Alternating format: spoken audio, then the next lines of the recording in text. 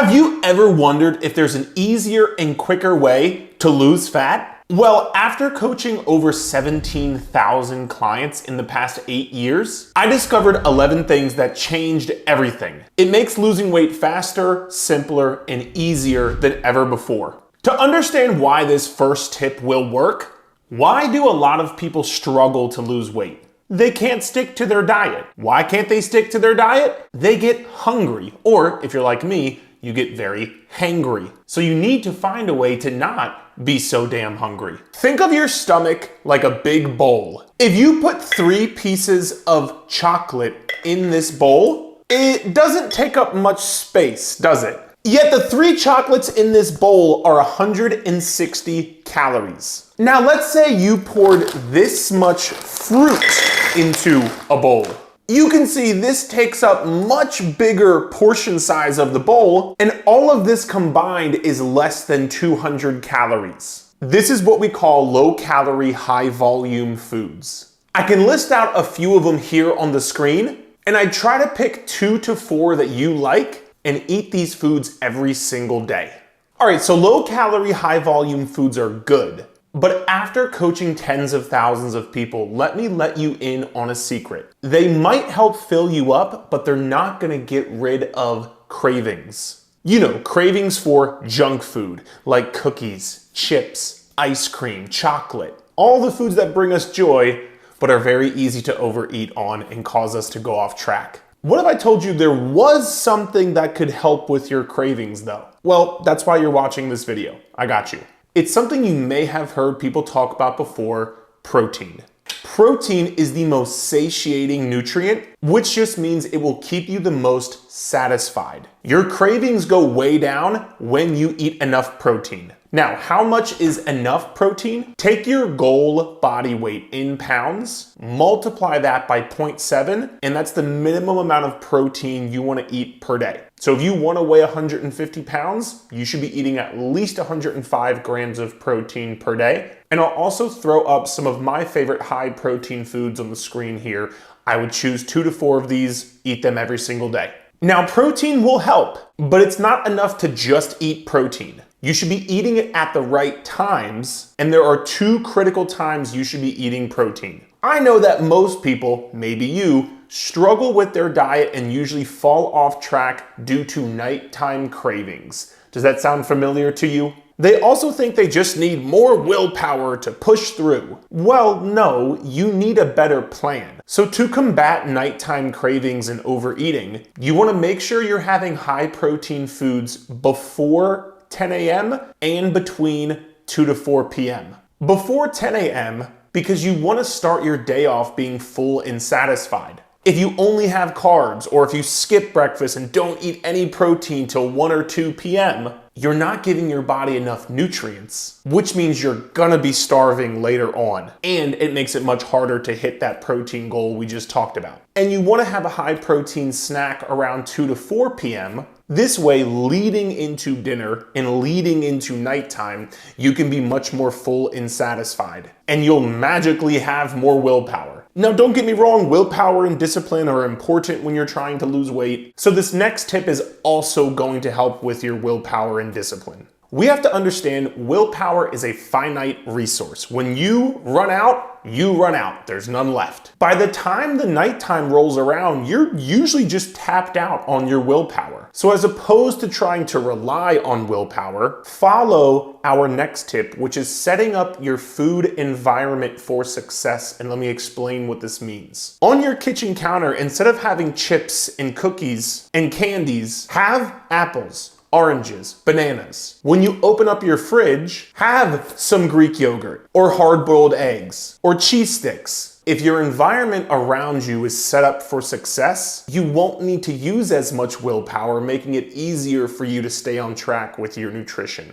And this goes right in line with our next tip. Right now, there are probably 2 to 4 foods you just cannot control yourself around. I know if there's Ben & Jerry's ice cream in the house, specifically the Rocky Road, I'm eating all of it because it's against my religion otherwise. Yes, that's in the Bible or something. So when I go on a fat loss phase, I make sure there is no Ben & Jerry's Rocky Road ice cream in the house. I advise you to do the same thing for a brief period of time. It's not that you can never have these foods ever again, but while you're really trying to make a change and trying to drop body fat, keeping them out of sight, out of mind, and not within reach is going to make your journey exponentially easier and quicker for what it's worth. Now, that being said, my next tip might contradict myself a bit, but that's okay. Stick with me. Even though I think you should keep your trigger foods out of the house, I don't want you to try and cut out all of your favorite foods. And here's why.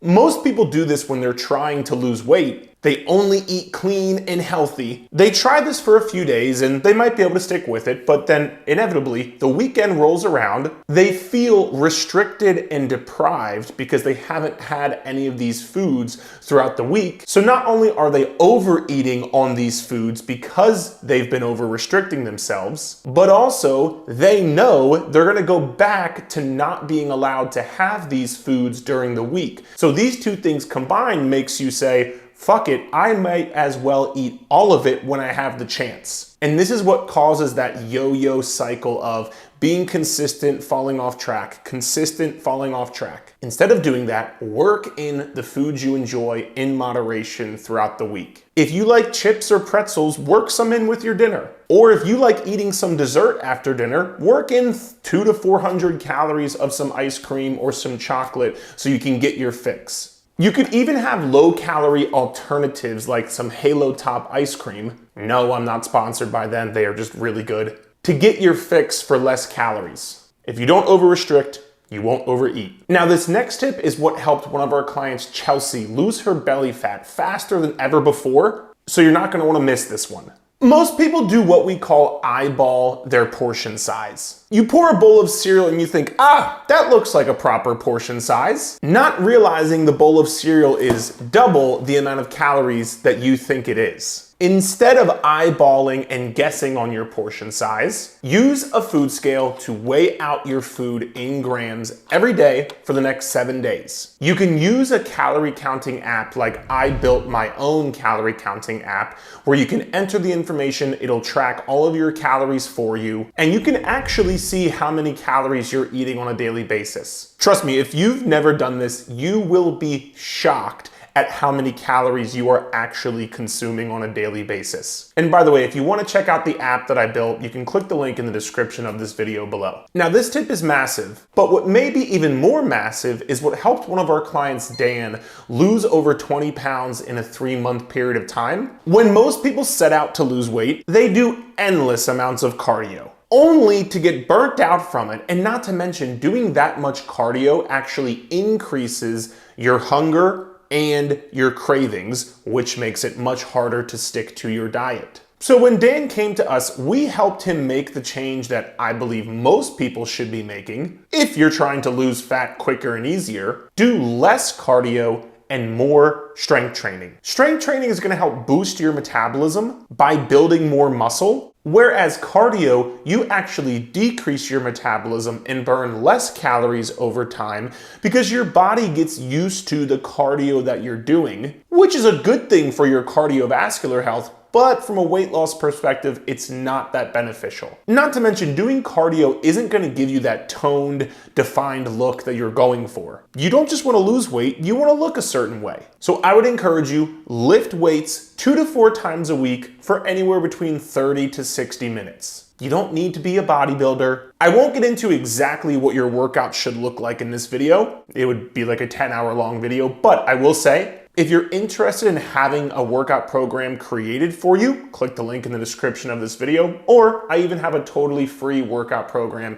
It'll be below as well. The strength training over cardio tip may have broken a previous belief for you, and that's exactly what we're gonna do with our next tip as well. If you were to ask me, what is the best form of exercise when trying to make losing weight easier and faster than ever before? I wouldn't say cardio. I also wouldn't say strength training, even though I just said it's great. I would say walking. Yes, walking. There is something called your NEAT, your non-exercise activity thermogenesis. This is just a fancy phrase for how many calories your body burns in a day that is not dedicated exercise. This takes up 15% of your daily calorie burn. Losing fat comes down to being in a calorie deficit, aka eating less calories than what you burn. So if you burn more calories via walking, it'll make this calorie deficit a heck of a lot easier. And it's not only the best way to burn some extra calories, but unlike high intensity cardio that we talked about earlier,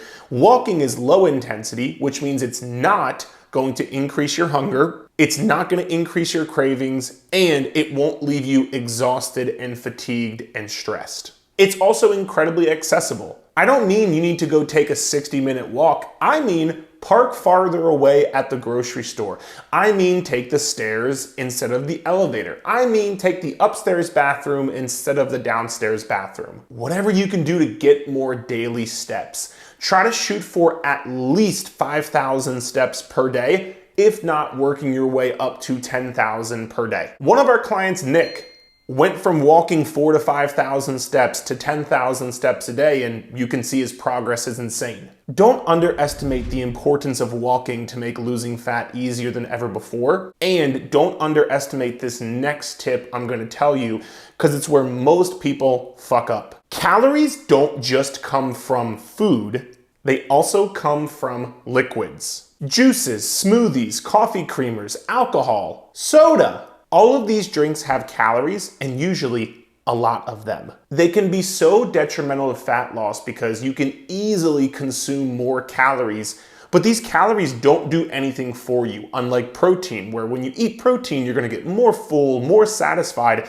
Liquid calories do next to nothing for you. And most people drink 200 to 500 liquid calories per day without even realizing it. So make the change to your liquids that you drink need to be either 0 calories or very low calorie drinks. Swap out the regular soda for diet soda. And yes, you can drink diet soda when you're trying to lose weight. Anyone else who tells you otherwise is a butt sniffer. Swap out the whole milk for almond milk. Swap out orange juice for the low calorie orange juice. By doing this one thing alone, you can probably create a calorie deficit and start losing weight, leading to immediate fat loss. Tip number 11 may be the most important, which is why I saved it for last. But before I tell you, remember, I do own an online coaching business where we help clients take out the guesswork and hold them accountable. If you're at all interested, there'll be a link in the description of this video or pinned to the comments below. Now, for the last tip, it's this. Most people know what they should be doing.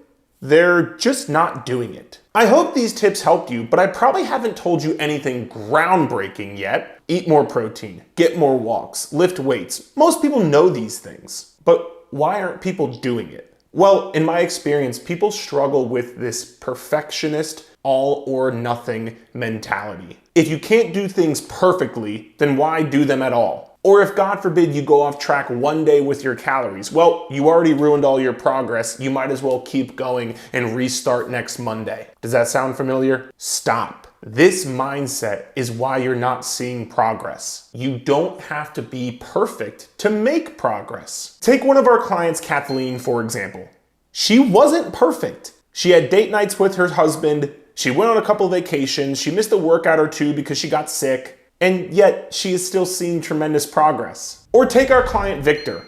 He traveled a bit for work and family reasons. He enjoyed a couple of alcoholic drinks, maybe too many here and there a couple of times, and he wasn't 100% perfect. But yet, look at his progress pictures. So please, if you can't be perfect or if you fall off track one day, just get back on track and keep going. These 11 tips have helped over 17,000 of our clients, and I hope they help you as well. If you're interested in coaching, you can click the link below, or you can check out this video right here to follow the exact plan I used for myself to lose 25 pounds in 60 days.